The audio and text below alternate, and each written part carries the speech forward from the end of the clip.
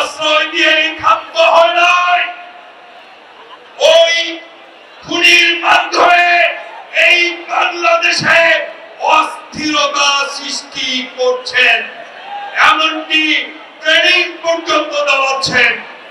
আমি ইউনূস সাহেবকে বলতে চাই, ইউনূস সাহেব 7 থেকে আর কয় মাস ক্ষমতায় আছেন, অল্প কয় মাস ক্ষমতায় আছেন, সিনা টান করে ক্ষমতায় থাকুন, কাপুরুষের মতো ক্ষমতায় থাকবেন না।